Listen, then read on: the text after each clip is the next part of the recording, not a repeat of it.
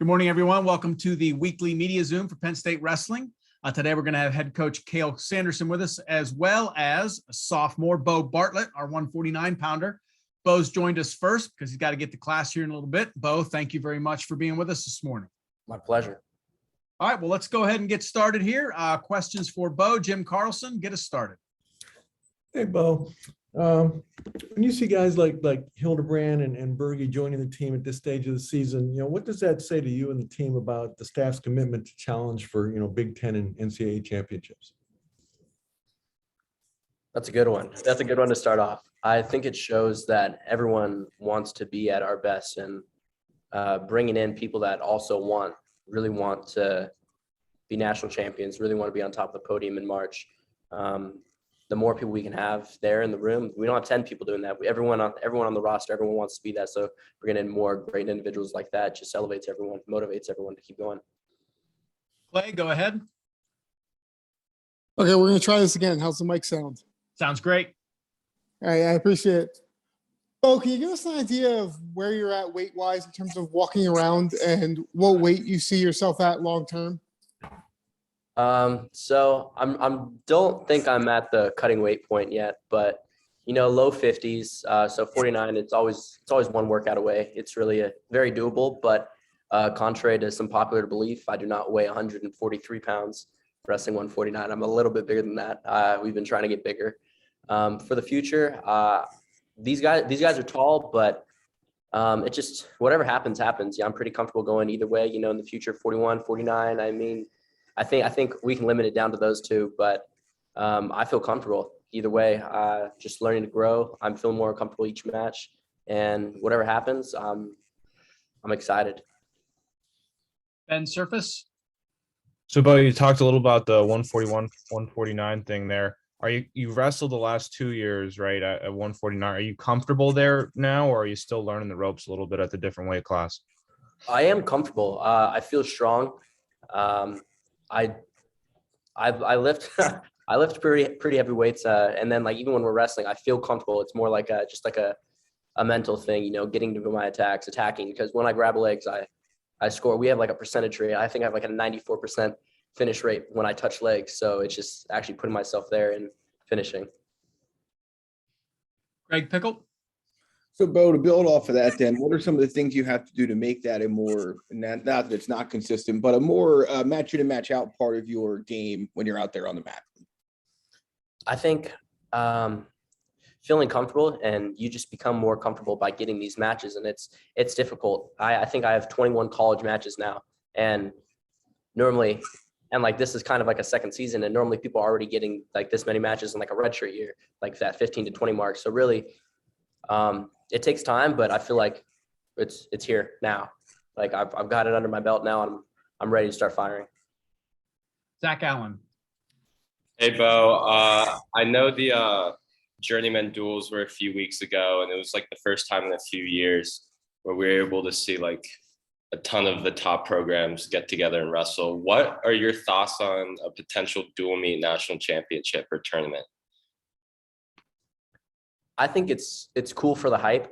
I think typically you get that in a sense with the Big Ten schedule, because on average I feel most of the top teams are in the Big Ten. So no matter what, we are getting the head-to-head matches. It's just not in a tournament format. But we are wrestling pretty much all the top teams. So either way, we're just getting the match. We're getting the matches in a little different order. It's not as condensed, and these matches back to back, it gets tough. If in the tournament setting, if you had 4 big duels, but I like the way it's paced right now, but I'm open to whatever happens. Jim Carlson. Beau, a lot of big matches coming up. That won't only be close as far as team score, but a lot of outstanding individual matches coming up as well. Does that make it more exciting, that prospect, for you looking ahead here? It does. Just these duels against big teams, it's really exciting. I love this energy. I used to say the same thing in middle school and high school, at every pretty much age division. I was like, man, I live for these big matches. I love them. And since coming to college, I've tried to, that might've been my email. I've tried to create a lot more energy and bring that same energy to each match.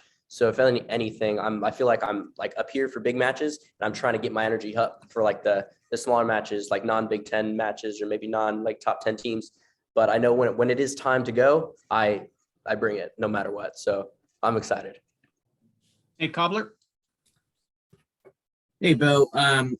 Obviously you had a stellar prep career, 4-time, national prep champion, things like that. And, your most recent matches you've had some barn burners, you've been close, you've had to eke some out. But, some people might be very critical of that, seeing how successful prep career you had and things like that. So what do you maybe say to some of those people that are maybe kind of critical of the way you're wrestling, and, you're not really dominating guys like they think you should be? Mm-hmm.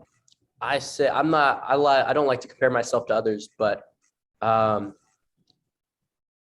look at any guys that are multiple national champions. Look at how they wrestled their first 25 matches in college, and it was the exact same as mine. Like across the board, guys that are pinning machines, guys that are teching guys in the national finals. Their first, because this is my second year, but I have 21 college matches. These guys were getting like 30, 40 in their first year. So it's everything's going to plan. And if anything, we're gonna try to get ahead of this and get it sooner than later. But I know these guys get like decisions against all these guys, ranked, unranked. Their first year, their first couple matches, and then by the time they finish, they're multiple-time national champions, Hodge Trophy winners. So I understand the process, and I'm just gonna keep doing what I'm doing and improving. Canyon Loose. But just knowing that like you guys brought in a couple transfers and Michigan did the same with like a couple high level guys, Iowa's obviously good. Does it feel like there's any like more energy in the wrestling room right now, just knowing how competitive this Big Ten title race could be?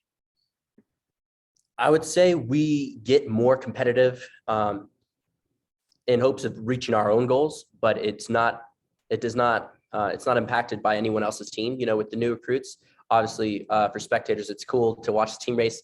But for us, their whole team could be back. They could decide to not wrestle tomorrow. Like they could, whatever they want. At the end of the day, we all, as a team, we want to get our hand raised. We want to be the national champions. So it doesn't matter what the other teams are doing. It's definitely exciting from like a spectator, like the fans, right? But we just want to do what we're going to do no matter what. And Surface. Oh, kind of going off the earlier question about people raising questions about your wrestling style. Have you ever made an effort to be a little bit more aggressive early on, or are you kind of just more so taking what the opposing wrestler gives you? Try to be more aggressive. That's in my ear a lot. Trying to be more aggressive. So yeah, definitely not trying to wait back. I think it depends a little bit, but no matter what, gotta bring back that eagerness to score. Gotta bring that, elevate that. Andy Elder. Well, I'm sure the coaches have had some interesting or maybe difficult conversations with some of your teammates with some of the changes in the lineup. And I'm wondering, what is it about their approach and about how they coach that enables teammates to hear what they say and not only buy in and believe it, but want to stay in the environment, even if they're not starting? I'm sure they had a conversation with you like that about moving up to 49 and trust us, you can do it. What is it about them that makes the team believe in them and trust what they're asking you to do? Let me think. Well, in my case, I just didn't feel like cutting weight. So the coaches let you do whatever you want. And I was just like, yeah, I walked into a lift one day summer. I was like, man, I kind of like lifting weights. Like, why not? They're like, you sure? Like, like if you're all for it, like, let's start throwing weights on the rack and just have you lift more. And we just figured out they leave it up to the wrestlers. So that's awesome. There's really no bias. There's not favorites. You guys wrestle off, and like whatever happens, go whatever way you want to go. So they stay out of it. They do a great job of staying out of it and not having any favorites. And ultimately, since everyone knows, everyone gets multiple shots, you keep wrestling, you keep trying to improving, showing up to practice, showing up to your classes, having a good character. And, they preach that, if you're doing all the right things, you will wrestle in the Penn State singlet. Have your time, keep your weight close. Things come up, people get COVID, they get sick, things happen. They literally promised just after the last match, if you're doing everything right, you're close to weight, you will get a chance to wrestle. Just be ready. And last one for Beau, so we can let him get going. Tanyan Loose. But you talked about guys in the team just wanting to achieve their own goals. I'm curious to know, like, do you think that you're on the right track to achieve your goals so far this season? Or if not, what do you think you need to improve upon in kind of the second half of the season? I do believe I'm on the right track. I'm heading in the right direction towards reaching what I want to do. And I think just moving forward, it's the small details. Small details, specifically like in matches, how to get to my attacks, how to keep the foot on the gas and keep attacking throughout the entire match. I'm not trying to win the match so much. Coach Cael's been talking about this a lot. Not trying to win the match, but just keep scoring points over and over again. Doesn't matter if the score is like 2-1. Actually, I went for a win Dixie in the last match. I got taken down, got up, and then like it's like just that energy. Like keep trying to do things over and over again, and like don't settle. And then I think towards the end of the match, like last 15 seconds, I was kind of backing up a bit and going back and watching the match. I didn't like that. So just moving, keep going, and not letting the clock determine how I'm wrestling. All right, Beau, thank you very much. I appreciate you getting up with us this morning and chatting with us before you head off for class. So thank you very much. We'll see you over in the room later today. Of course. See you. Thank you, everybody. All right. Thanks, Beau. And now we'll bring in Coach Sanderson. Cael, how are you? Hello. All right, Cael, we got a full house here for you today. So folks, get your hands up. Start with questions for Cael. Jim Carlson, get us started. Morning, Cael. Hey. Hey, bringing in Drew at midseason, now Bergie supposedly coming back here. What message do you think that sends to the team in terms of your commitment to annually challenge for conference and national titles? Well, I think the name of the game, whether is competing, as a staff, we're competing, that's all we want our kids to do is just compete. That's more important than whether you win or lose. It's just the way you compete and just always getting back up if you get knocked down, that kind of thing. So, I think they know that this isn't like the most important thing to us in life, and I think that gives us a good perspective. But at the same time, we're not going to, we're going to compete, in everything we do. And I think that's kind of maybe that message that sends, but I don't think that's anything new. That's just kind of, that's the name of the game. Andy Elder.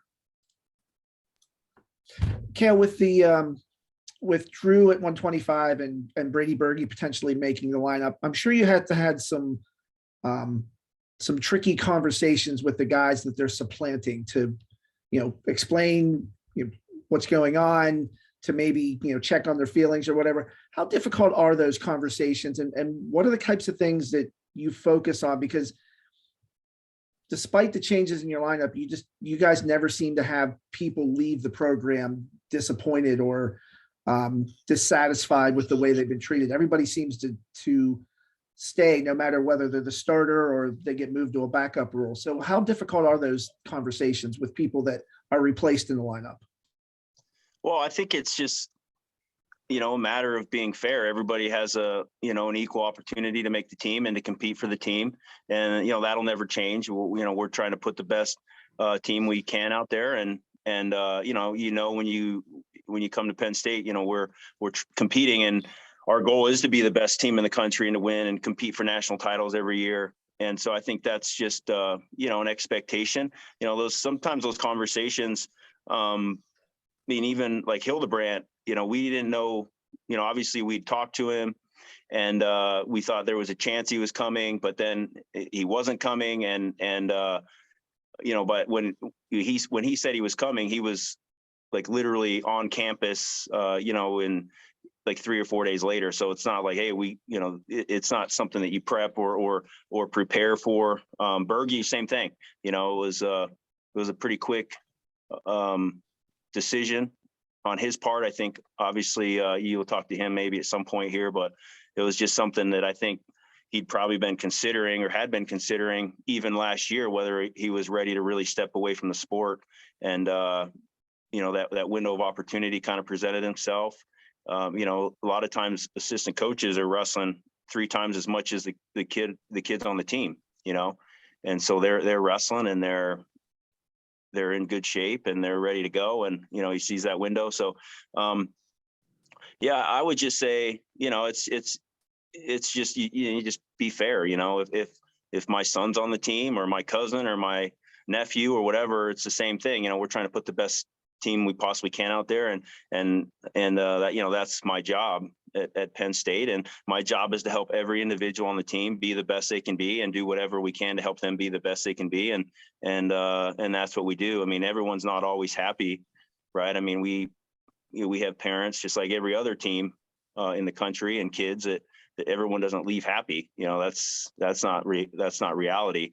But we do the best that we can, and just try to be fair, and I think everybody, everyone sees the same things we see, and where there's potential to score points and not, and maybe somebody's ready to step up there and score points at the Nationals, and maybe they're not quite ready, right? And so that's just something to work for, right? I mean, we when the program becomes one with it that you inherit a spot and you don't earn, that's a little bit, that's not obviously a good thing, and that's a reality with the circumstances that you have in college sports. But I think I would just say, we just be fair, treat everybody. We love all the guys on our team. But, just because we love you, that doesn't mean we're going to, put you out there, and if you're not giving a great effort, and I'm not saying we don't have anybody not giving a great effort. But, that's not the case. We love, our guys at 25 of probably aren't naturally 25 pounders, Campbell and Shunk, but they still made the effort to make 25, and, and did a great job and put a great effort in. And, same thing as we're seeing in 57, 65, our guys are putting a great effort in there too. So, we're proud of everything they're doing. We're just going to compete just like we asked them to do. Say compete in every position. And we got to do the same as the staff. We got to practice what we preach. Nate? Hey, Cael, kind of two-part question. With Brady, I mean, is Brady here? How long has he been here? Things like that. What have you seen since the time that he's left and now when he's come back? And what's the plans? Is he going to go 57? Is he going to go 65? Like, what's the idea there, and how quickly do you think we'll see him? That's a good question. Nate, I don't know the answer to that yet. I mean, he just got here Sunday. He came in, so he's in classes. I think yesterday, today, obviously, and we have practice here at 1:30 or 3. So we'll see him, and then we just got to figure out what the plan is moving forward here, and not only with him but also the other guys, obviously in the weight, and making sure that if is there a wrestle off? When is there a wrestle off? Do we need a wrestle off? I mean, there's all those different questions that we have that those are some things we gotta work out. Obviously, Brady has a ton of experience, and for him, it's just a matter of making sure he's feeling good and he's healthy, and when he's ready, he'll go. Zach Allen? Hey, Coach. I know the journeyman collegiate duels were a few weeks ago, so it's kind of passed. But what would your thoughts be on like a dual meet national championship? Because that was like the first time in a few years we've seen all like the big name programs together and wrestle each other. So what would your thoughts be on that? Well, I mean, if you look back in time, there's been a lot of discussion over this. I'm not against having those big events. And I think when we had that national duel, what did we call it? We did like a Big Ten challenge where the number one team in the Big Ten would wrestle the Big Ten top ranked team. And then you go down the line, and those dual meets were unbelievable. And we were fortunate in those years that we got to be in that championship duel. And I think we were with Oklahoma State, but those were two of the most exciting duels. And I mean, we've been in a lot of great duels, but they were pretty special. So I think my concern would just be, we like the way the national tournament is now. And, we don't want to change that team format to where the team championship is given in a dual meet format. But as far as an event and following along with what football has done, obviously they've gone away from it, but for good reason. But having a bowl championship, something along that line, where you just have non-traditional matchups, and then you have these. I mean, there's a lot of different points of view, but definitely not against having those big events. And I think that was a lot of fun. I mean, we don't I don't think we've dueled Cornell in a long time. We got a chance to wrestle them. Probably haven't wrestled Northern Iowa. I mean, at least since I've been at Penn State, and then and Arizona State. Yeah, I mean, we've wrestled them a few times, but I mean, those are some exciting matchups. Same thing. I mean, you had Iowa on the other bracket who won, and they got to see some teams that they don't see very often, and I think that's exciting stuff. So I think it was a success. Obviously, depending on what your goals are, you can change the format. I don't think it's probably an ideal format, but just even showing kind of the value of some of those matches is I think important for the future of Olympic sports, especially directly speaking to wrestling. But yeah, I like the national championship the way it is right now, and I think we don't want to change that. That's what. But yeah, it was a great event. Greg Pickle. Coach, good morning. Thanks for your time. Yep. You were down a couple starters on Sunday. Just where are you at from a health perspective at this point? And is that just something you're kind of going to have to deal with on a match by match, week by week, month by month basis at this point, just the way things are? Yeah. I thought we were hoping, would be through that in November. But yeah, I mean, it's still, it's everything you're seeing that's consistent across the nation. Obviously, it's consistent across probably each team and each university, each town. So, you have a lot of COVID going around. The flu has been the nastiest batch that I ever remember. It's been knocking people out. So, yeah, I think it's just going to be the way it is. And nobody's safe, vaccinated, not vaccinated. You've had COVID, you haven't had COVID, everyone's kind of getting it again, so that's just kind of the reality. Luckily, this, the NCAA and the Big Ten and just thankfully this last month, Penn State kind of changed some of their policies to be a little bit more competitive in return to play there. But it is what it is. Everyone's in the same boat. So we just got to do the best we can and just be grateful that we're wrestling. Canyon. Cael, just looking ahead and kind of seeing that you're headed into like the teeth of your schedule, really, where do you think the team is at right now? And what would you like to see improved upon kind of looking ahead towards March?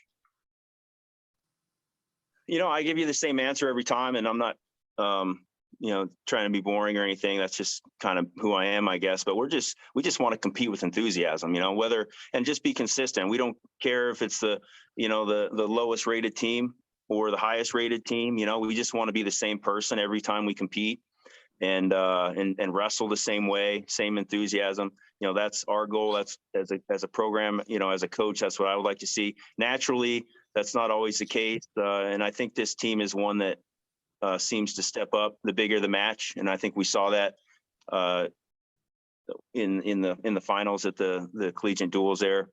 And so, yeah, we'll see. That's the fun part as a coach. We just prepare these guys and try to pump them up and make sure they know they're ready, make sure they're in shape and have everything they need to be successful. But, it's up to them. These are their goals and, this is their team, right? And what are they going to do with this opportunity? That's their call. It's not my call. I can yell at the refs and whatever, but, I can't do much. We're just going to sit there and support these guys and see what how they choose to compete. Ben Surface. Cael, we were talking to Beau Bartlett earlier, and he said he was, both comfortable and confident at 141 and 149.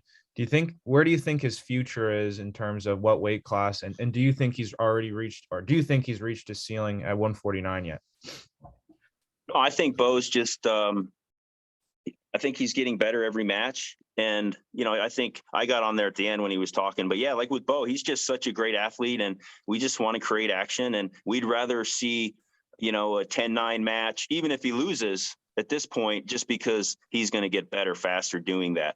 He's hard to score on. He's a winner, he's a great kid. He works hard, does everything right. So he's improving. Where he'll be next year, I don't know. That's just something that we'll have to look at once this season ends.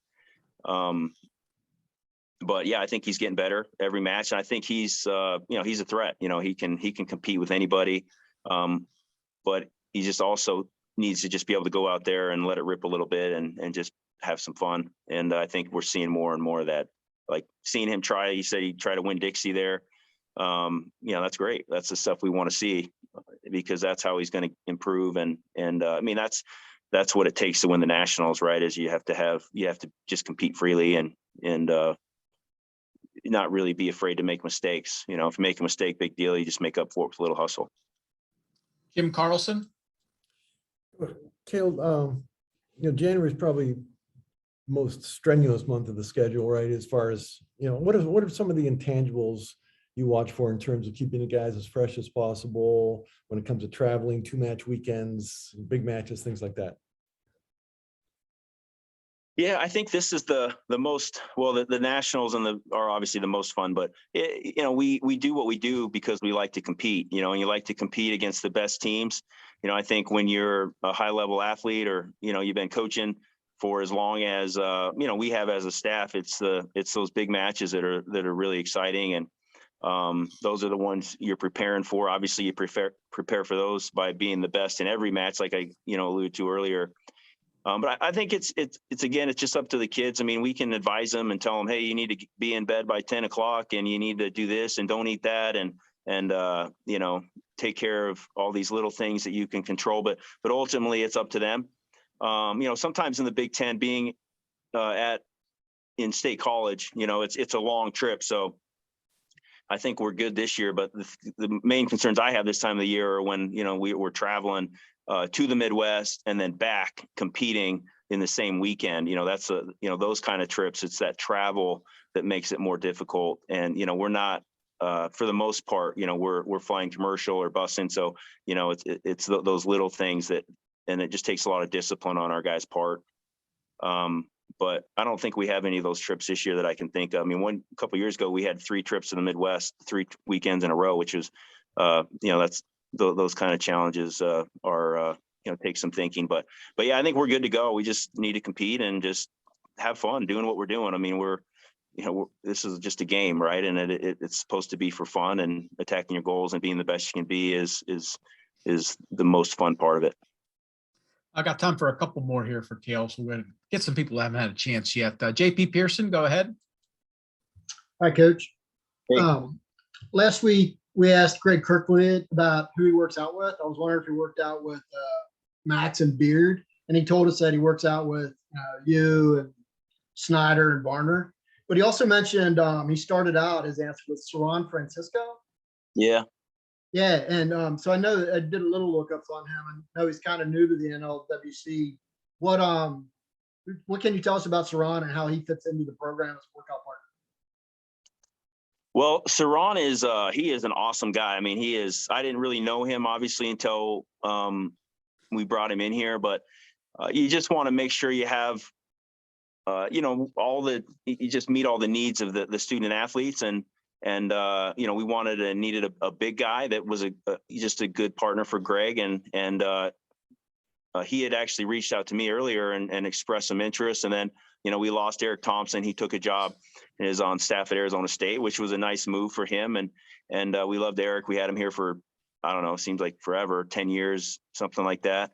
So we just needed a big guy, right? Because you're wrestling, Kyle's 97 and Varner was a 97. And I'm not going to tell you what weight I am, but you want to have that, have a bigger body just to feel it. And Saran's been amazing. He's such a good guy, great perspective, and he's been a real blessing to us. He's only been here, maybe 2 or 3 months, but a huge addition to the NLWC. We're really happy to have him. Very grateful to have him. Gabe Herman. Yeah. Hi, Coach. I'm just curious if you could touch on what you're looking most forward to in this Rutgers matchup this upcoming weekend. Well, I think there's just a lot of great matches. Rutgers has a very strong lineup, and they've been crushing it this year if you've been following them, which I would guess that you have. So, it's just going to be a great match. And, Rutgers is getting better and better, and they have some really good kids on their team and a really solid lineup. So it's just one of those dual meets where, we just need everybody's best effort, and we need a team, just a great team effort. So just looking forward to competing again. And it's when we start competing, that's when we can really start making progress with our guys, because then they really kind of see, strengths and maybe some weaknesses that they can work on and things they can correct. because you could train, in a non-competitive way in your room for years, and kids probably aren't going to make this, just not going to make the same jumps as they are when they actually start competing and things get exposed, good and bad. So we're just trying to keep getting better and so we can be at our best in March. And last one, Greg Pickle, go ahead. Cael, last week you were waiting to see what the situation might be with Michael Beard. Do you have an update there, especially with, as we talked about earlier, just some of the lineup changes and things that you have to deal with backups and things like that as March gets closer? Yeah, no, I don't really have an update on Mike. I mean, there was just some circumstances that have kind of prevented him from being able to, move forward in that realm. So, there's nothing I can really discuss. I think he's feeling good, and he'll be good to go here shortly. But I don't really have any updates on him at this time. All right, folks. Well, we're kind of up against the clock here, so I do appreciate everyone joining us today. Cael, thank you very much. Thanks, everybody. We'll see everybody Sunday, folks. Thank you. Yeah. Thank you. Thanks.